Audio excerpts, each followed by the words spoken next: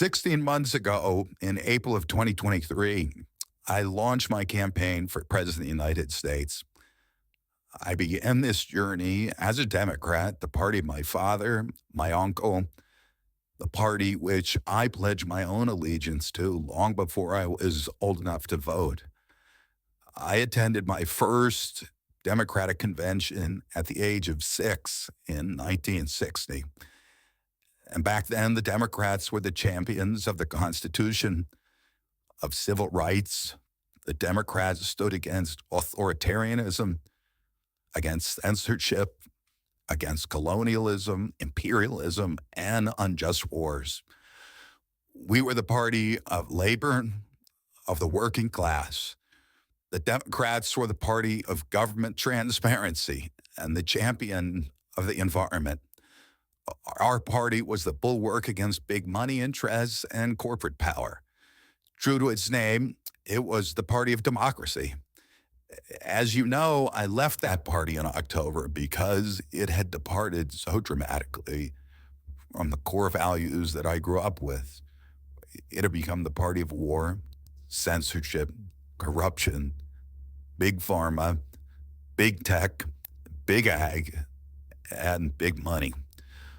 When it abandoned democracy by canceling the primary to conceal the cognitive decline of the sitting president, I left the party to run as an independent.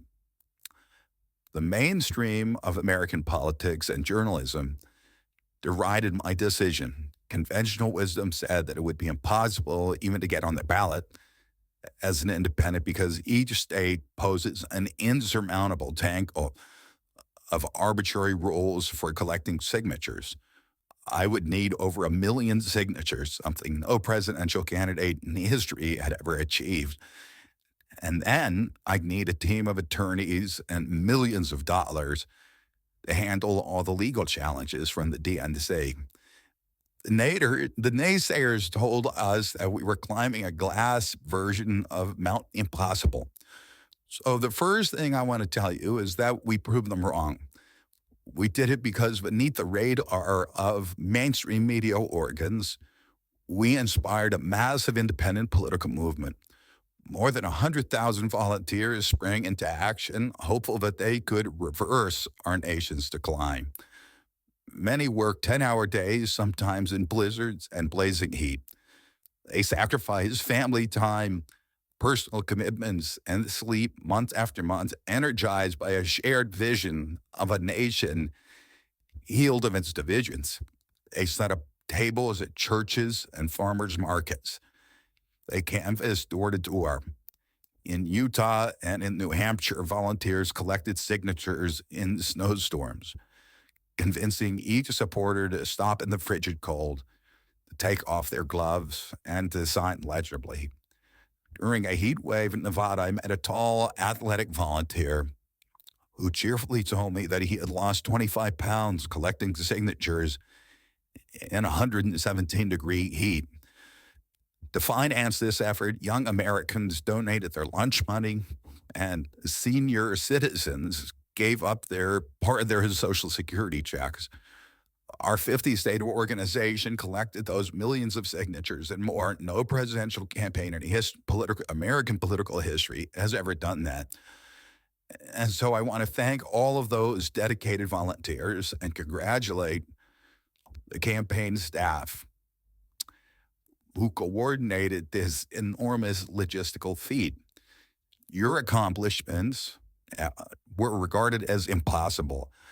You carried me up that glass mountain. You pulled off a miracle. You achieved what all the pundits said could never be done.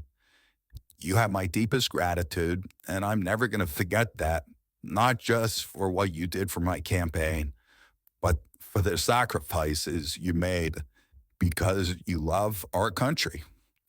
You showed everyone that democracy is still possible here. It continues to survive in the press and in the idealistic human energies that still thrive beneath a canvas of neglect and of official and institutional corruption. Today, I'm here to tell you that I will not allow your efforts to go to waste.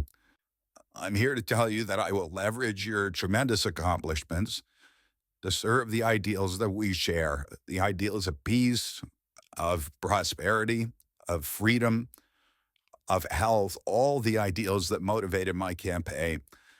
I'm here today to describe the path forward that you have opened with your commitment and with your hard labors. Now, in an honest system, I believe that I would have won the election. In a system that one time that my father and my uncles thrived in, a system with open debates, with fair primaries, with regularly scheduled debates, with fair primaries, and with a truly independent media, untainted by government propaganda and censorship, in a system of nonpartisan courts and election boards, everything would be different. After all, the polls consistently showed me beating each of the other candidates, both in favorability and also in head to head matchups. But I'm sorry to say that while democracy may still be alive at the grassroots, it has become little more than a slogan for our political institutions, for our media, and for our government, and most sadly at all for me, the Democratic Party. In the name of saving democracy, the Democratic Party set itself to dismantling it, lacking confidence in its candidate, that its candidate could win in a fair election at the voting booth. The DNC waged continual legal warfare against both President Trump and myself. Each time that our volunteers turned in those towering boxes of signatures needed to get on the ballot, the DNC dragged us into court, state after state, attempting to erase their work and to subvert the will of the voters who had signed those petitions. It deployed DNC aligned judges to throw me and other candidates off the ballot and to throw President Trump in jail. It ran a sham primary that was rigged to prevent any serious challenge to President Biden. Then, when a predictably bungled debate performance precipitated the palace coup against President Biden, the same shadowy DNC operatives appointed his successor, also without an election. They installed a candidate who was so unpopular with voters that she dropped out in 2020 without winning a single delegate. My uncle and my father both relished debate. They prided themselves on their capacity to go toe to toe with any opponent in the battle over ideas.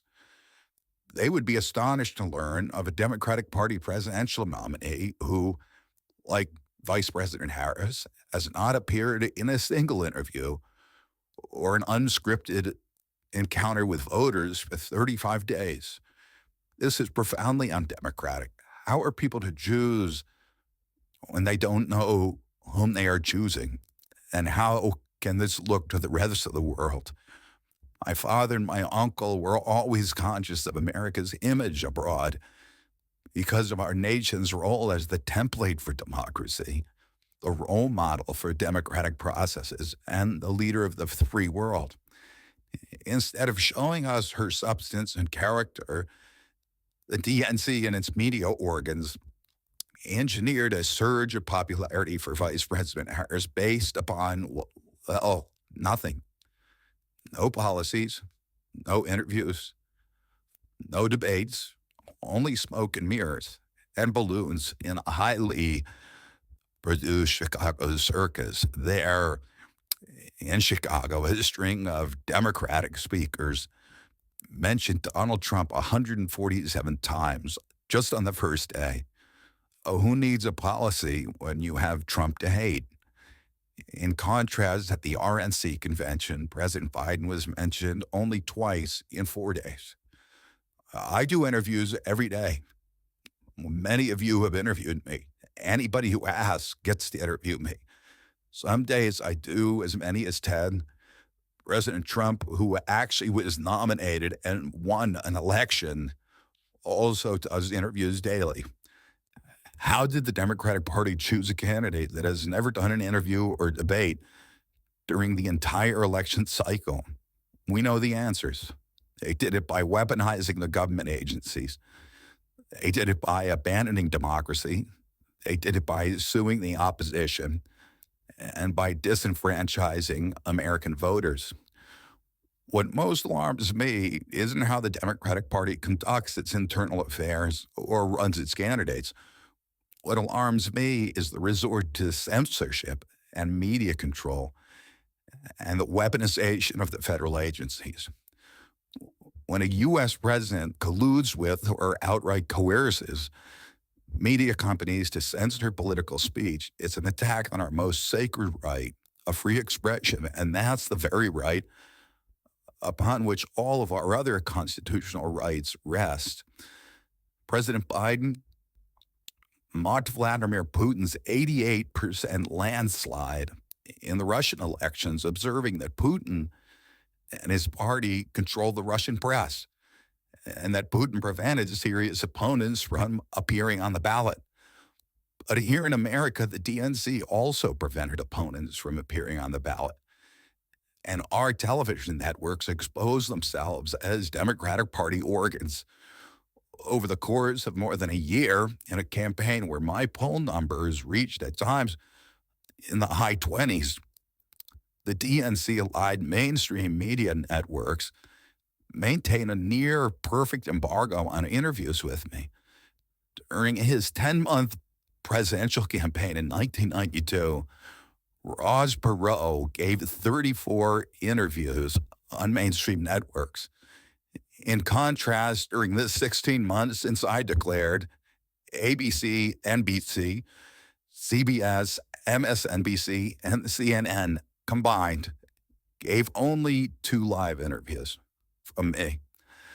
Those networks instead ran a continuous deluge of hit pieces with inaccurate, often vile, pejoratives, and defamatory smears. Some of those same networks and colluded with the DNC to keep me off the debate stage. Representatives of those networks are in this room right now, and I'll just take a moment to ask you to consider the many ways that your institutions have abdicated this really sacred responsibility, the duty of a free press to safeguard democracy and to challenge always the party in power. Instead of maintaining that posture of fear, skepticism toward authority, your institutions have made themselves government mouthpieces and stenographers for the organs of power. You didn't alone cause the devolution of American democracy, but you could have prevented it. The Democratic Party's censorship of social media was even more of a naked exercise of executive power. This week, a federal judge, Terry Doty, upheld my injunction against President Biden, calling the White House's censorship project, quote, the most egregious violation of the First Amendment in the history of the United States of America. Doty's previous 155-page decision details how just 37 hours after he took the oath of office, swearing to uphold the Constitution, President Biden and his White House opened up a portal and then invited the CIA, the FBI, CISA, which is a censorship agency, it's the center of the censorship industrial complex, DHS, the IRS, and other agencies to censor me and other political dissidents on social media. Even today, users who try to post my campaign videos to Facebook or YouTube get messages that this content violates community standards. 2 days after Judge Doty rendered his decision this week, Facebook was still attaching warning labels to an online petition calling on ABC to include me in the upcoming debate. They said that violates community standards, their community standards. The mainstream media was once the guardian of the First Amendment and democratic principles, and it's joined this systemic attack on democracy.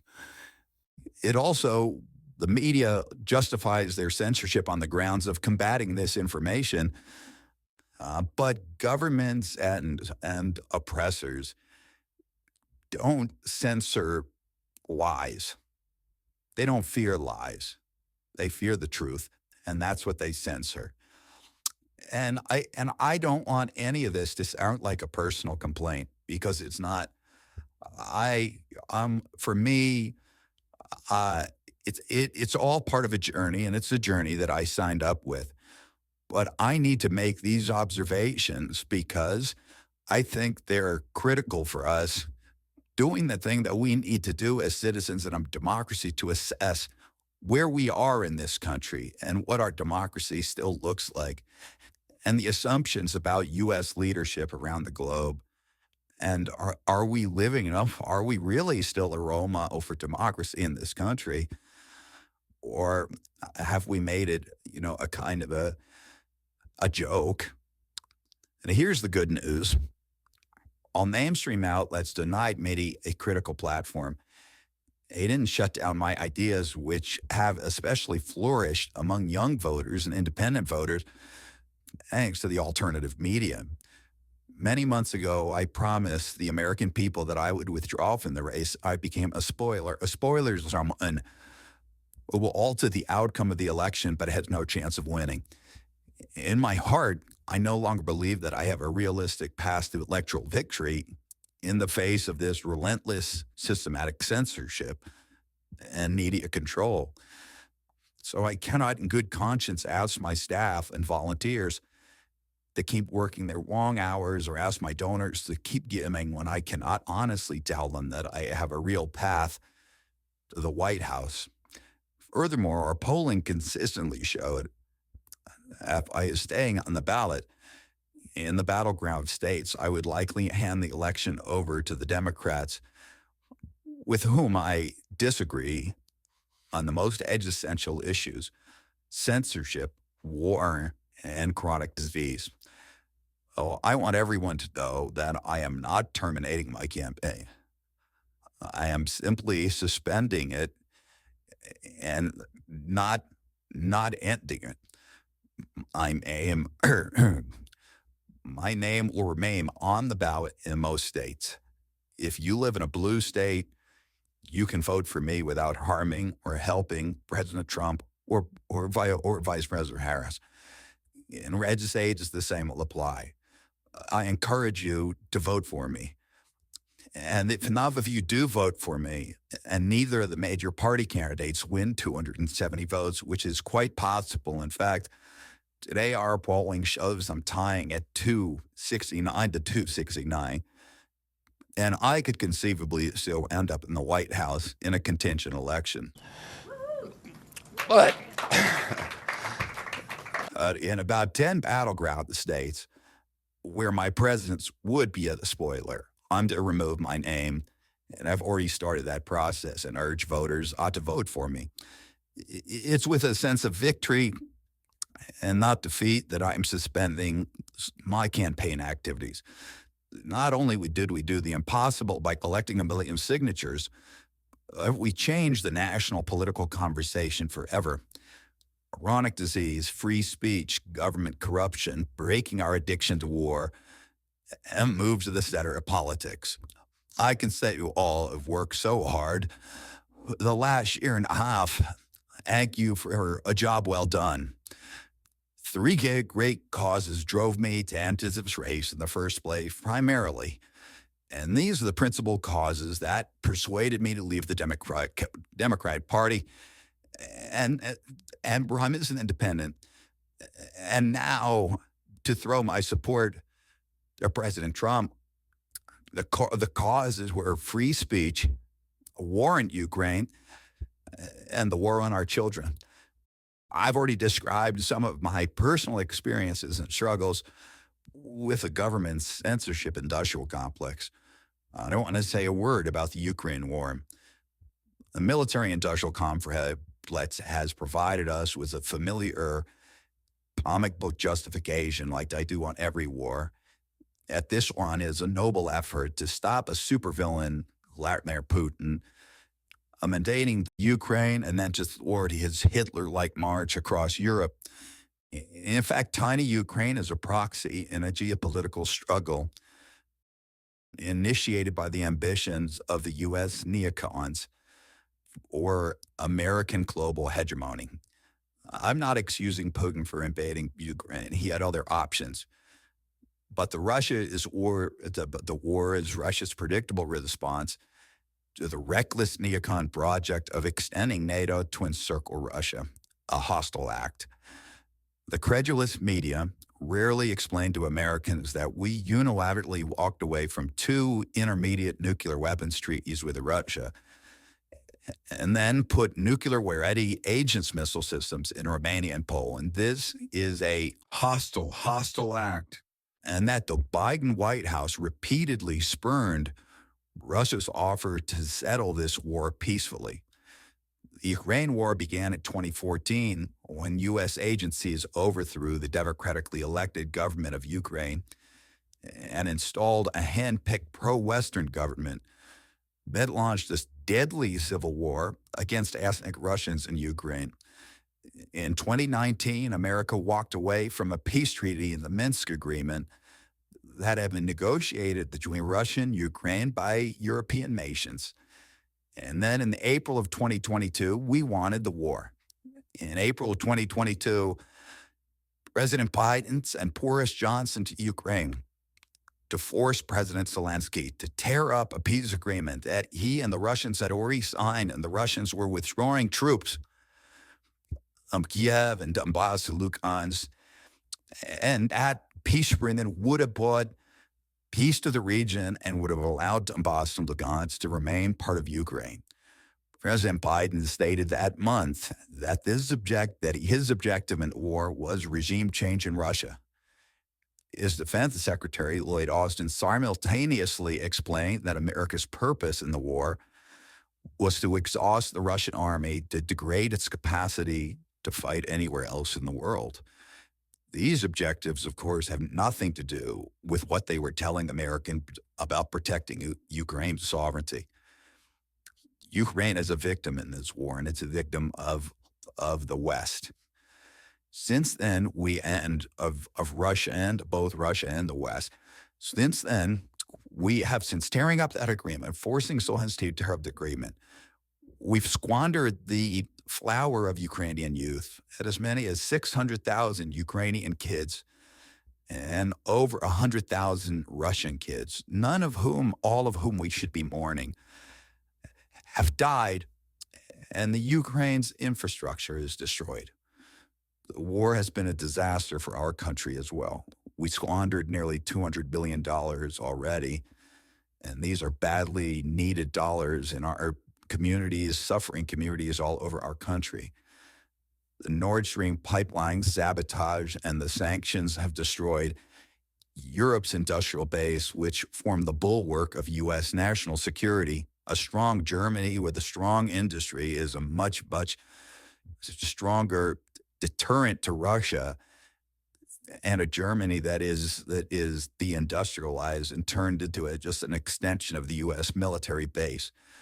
We pushed Russia into a disastrous alliance with China and Iran. We're closer to the brink of nuclear exchange than at any time since 1962. And the neocons in the White House don't seem to care at all. Our moral authority and our economy are in shambles. And the war gave rise to the emergence of BRICS, which now threatens to replace the dollar as the global reserve currency. This is a first-class calamity for our country.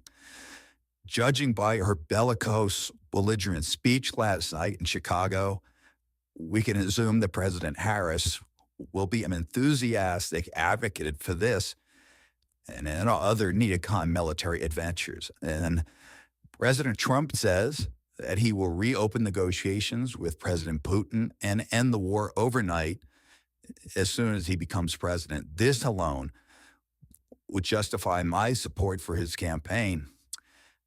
Last summer, it looked like no candidate was willing to negotiate a quick end to the Ukraine war, to tackle chronic disease epidemic, to protect free speech, our constitutional freedoms, to clean corporate influence out of our government, or to defy the neocons and their agenda of endless military adventurism. But now one of the two candidates has adopted these issues as his own, to the point where he has asked to enlist me in his administration. I'm speaking, of course, of Donald Trump. Less than 2 hours after President Trump narrowly escaped assassination, Allie Means called me on my cell phone. I was then at Las Vegas. Allie is arguably the leading advocate for food safety, for soil regeneration, and for ending the chronic disease epidemic that is destroying America's health and ruining our economy. Allie has exposed the insidious corruption at the FDA, the NIH, the HHS, and the USDA that has caused the epidemic. Allie had been working on it off from my campaign, advising me on those subjects since the beginning. And those subjects have been my primary focus for the last 20 years. I was delighted when Callie told me that day that he had also been advising President Trump. He told me President Trump was anxious to talk to me about chronic disease and other subjects and to explore avenues of cooperation. He asked if I would take a call from the president. President Trump telephoned me a few minutes later, and I met with him the following day. A few weeks later, I met again with President Trump and his family members and close advisors in Florida. In a series of long, intense discussions, I was surprised to discover that we are aligned on many key issues.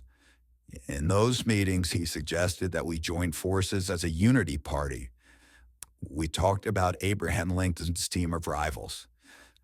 That arrangement would allow us to disagree publicly and privately, and fiercely if need be, on issues over which we differ, while working together on the existential issues upon which we are in concordance.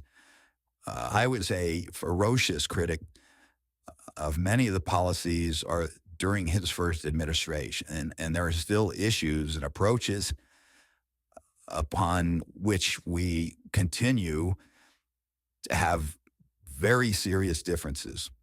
But we are aligned with each other on other key issues like ending the forever wars, ending the childhood disease epidemic, securing the border, protecting freedom of speech, unraveling the corporate capture of our regulatory agencies, getting the U.S. intelligence agencies out of the business of propagandizing and censoring and surveilling Americans and interfering with our elections.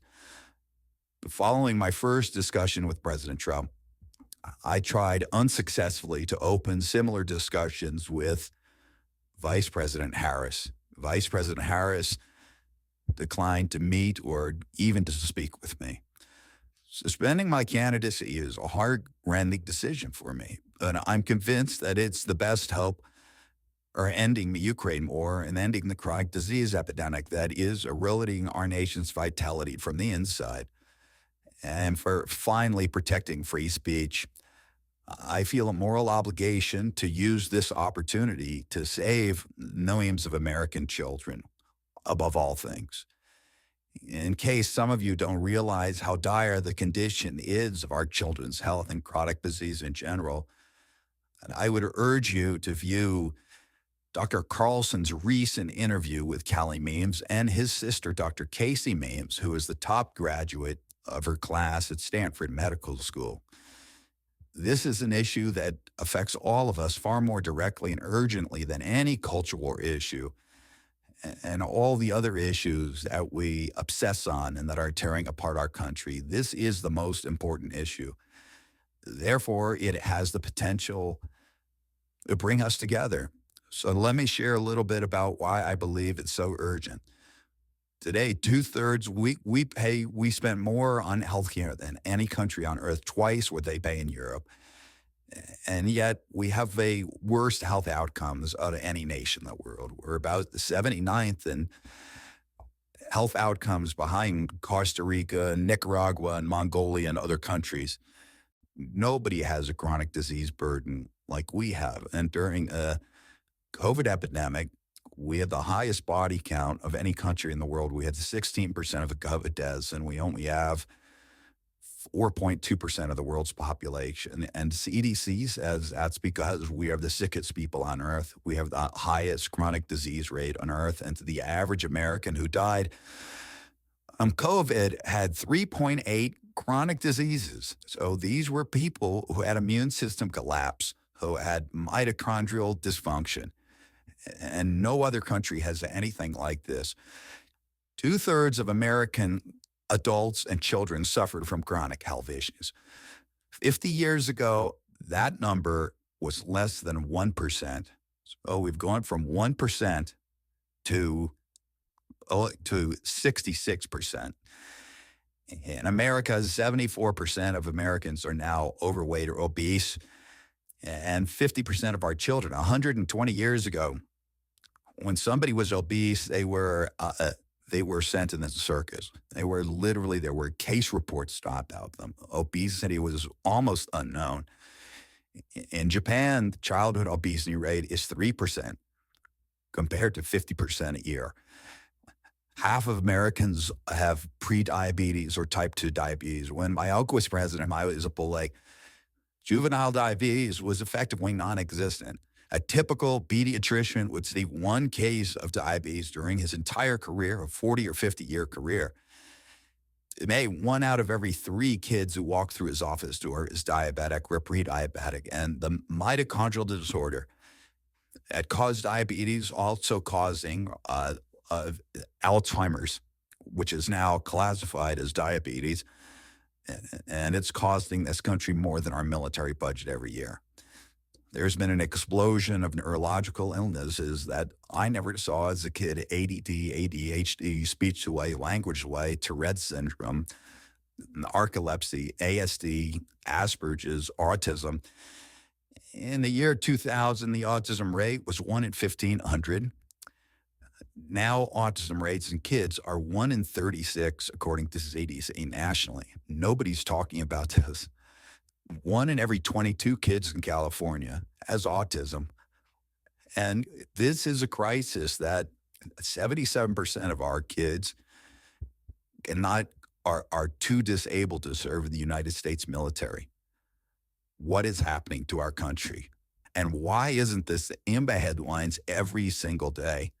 There's nobody else in the world that is experiencing this. This is only happening in America. About 18%. And by the way, there has been no change in diagnosis, which the industry sometimes like to say. There has been no change in screening. This is a change in incidence. In my generation, 70-year-old man, the autism rates are about 1 in 10,000. In my kids' generation, 1 in 34. I'll repeat, in California, 1 in 22. Why are we letting this happen? Why are we allowing this to happen to our children? These are the most precious assets that we have in this country.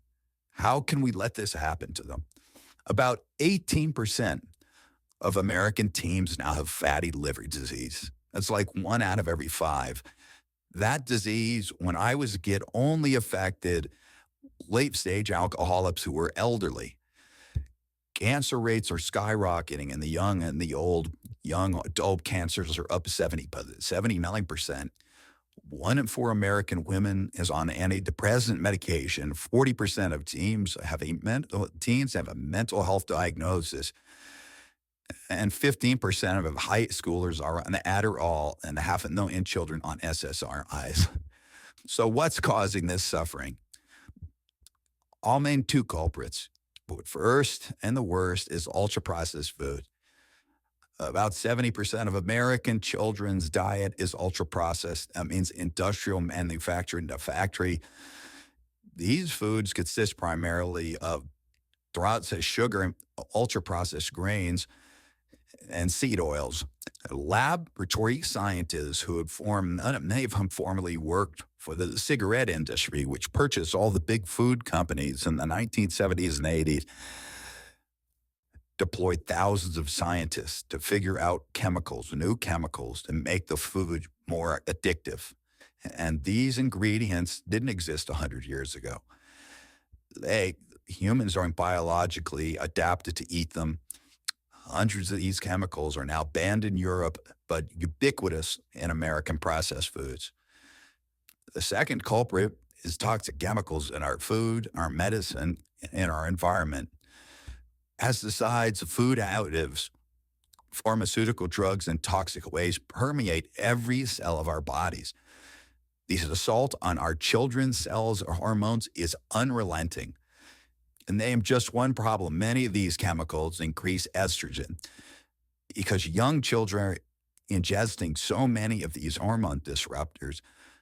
America's puberty rate is now occurring at age 10 to 13, which is 6 years earlier than girls were reaching puberty in 1900. Our country has the earliest puberty rates on any continent on the earth. And no, this isn't because of better nutrition. This is not normal. Breast cancer is also estrogen driven and now strikes 1 in 8 women. We are mass poisoning all of our children and our adults. Considering the grievous human cause of this tragic epidemic of chronic disease, it seems almost crass to mention the damage it does to our economy. But I'll say, it is crippling the nation's finances. When my uncle was president, our country spent $0 on chronic disease.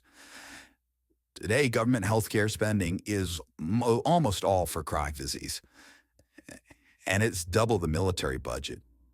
And it is the fastest growing budget item in the federal budget. Chronic disease costs more to the economy as a whole, costs at least $4 trillion, 5 times our military budget. And that's a 20% drag on everything we do and everything we aspire to.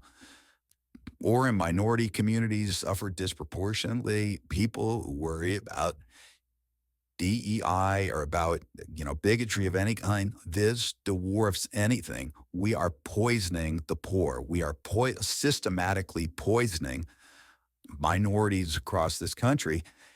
Industry lobbyists had made sure that most of the food stamp lunch program had about 70% of food stamps and 70 or 77% of school lunches are processed foods. There's no vegetables. There's nothing that you would want to eat. We are just poisoning the poor citizens, and that's why they have highest chronic disease burden of anybody, any demographic in our country, and the highest in the world. The same food industry lobbied to make sure that nearly all agricultural subsidies go to commodity crops that are the feedstock of processed food industry.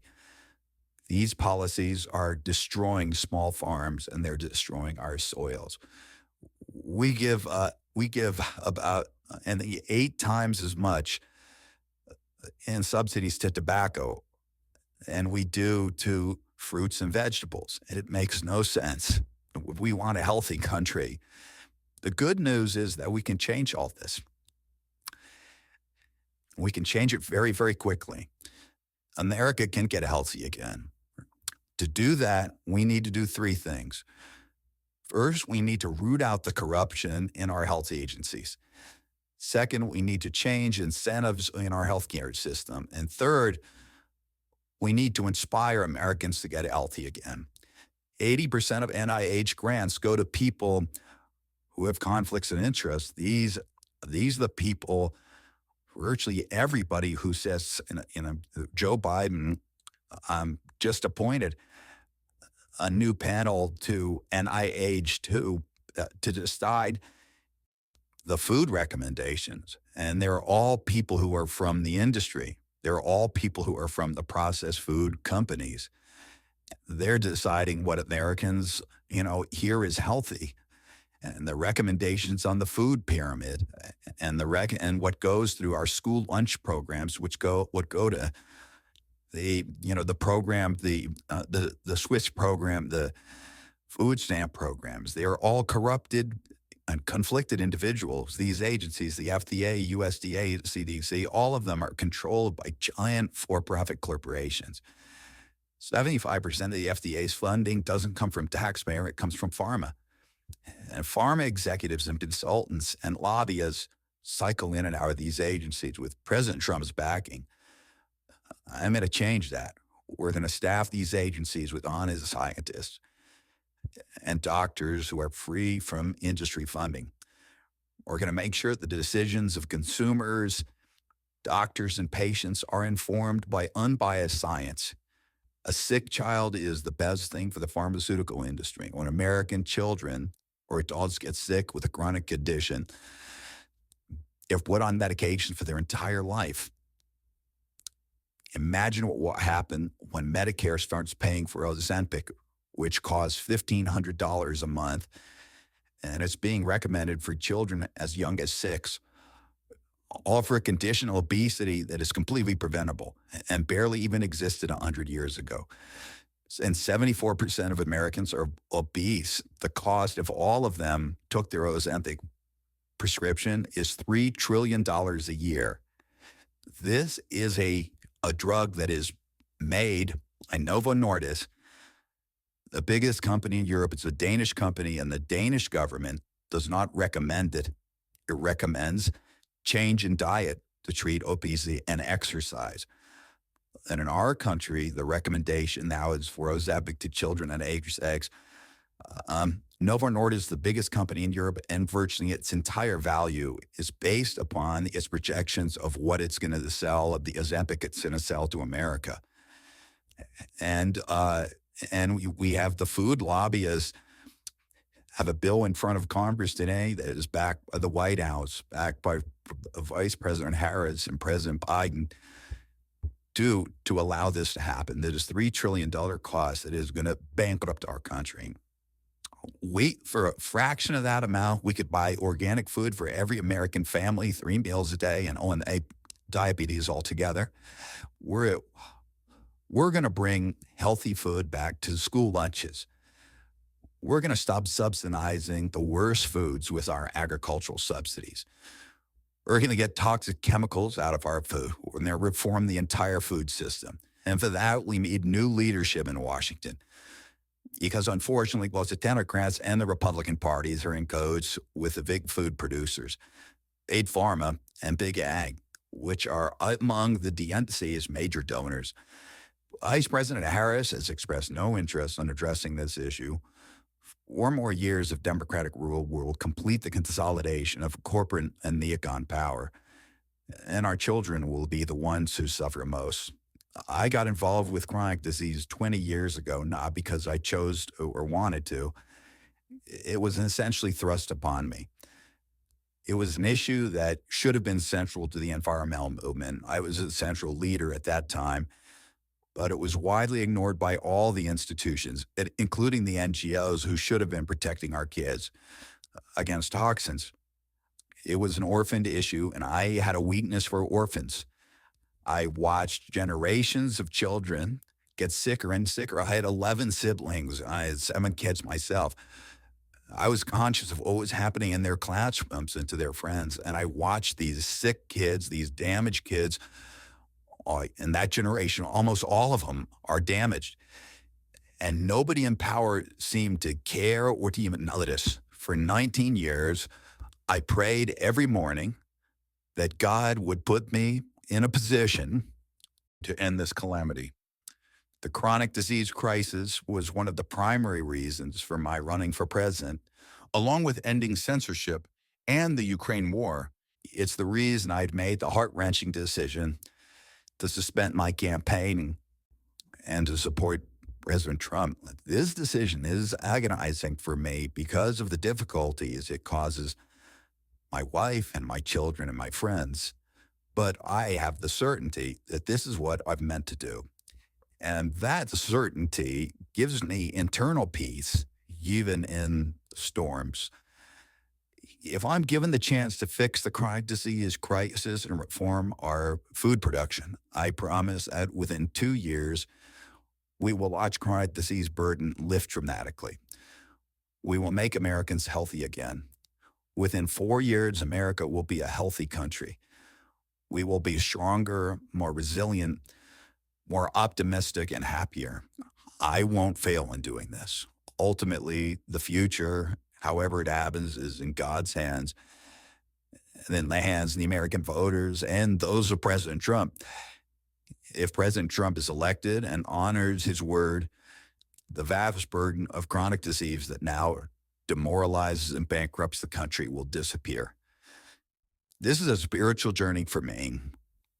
I reached my decision through deep prayer, through hard-nosed logic, and I asked myself, what choices must I make to maximize my chances to save America's children and restore national health? I felt that if I refused this opportunity, I would not be able to look myself in the mirror, knowing that I could have saved lives of countless children and reversed this country's chronic disease epidemic. I'm 70 years old. I may have a decade to be effective. I can't imagine that President Harris would allow me or anyone to solve these dire problems. After 8 years of President Harris, any opportunity for me to fix the problem will be out of my reach forever. President Trump has told me that he wants this to be his legacy, and I'm choosing to believe that this time he will follow through. His son, his biggest donors, his closest friends, and all support this objective. My joining the Trump campaign will be a difficult sacrifice, or my wife and children are but worthwhile if there's even a smallest chance of saving these kids. Ultimately, the only thing that will save our country and our children is if we choose to love our kids more than we hate each other. That's why I launched my campaign to unify America. My dad and uncle made such an enduring mark on the character of our nation, not so much because of any particular policies that they promoted, but because they were able to inspire profound love for our country and to fortify our sense of ourselves as a national community held together by ideals. They were able to put their love into the intentions and hearts of ordinary Americans and to unify a national populist movement of Americans, blacks and whites, Hispanics, urban and rural Americans, inspired affection and love and high hopes and a culture of kindness that continue to radiate among Americans from their memory. That's the spirit on which I ran my campaign and that I intend to bring into the campaign of President Trump. Instead of vitriol and polarization, I will appeal to the values of us, the goals that we could achieve if only we weren't at each other's throats. The most unifying theme for all Americans is that we all love our children. If we all unite around that issue now, we can finally give them the protection, the health, and the future that they deserve. Thank you all very much.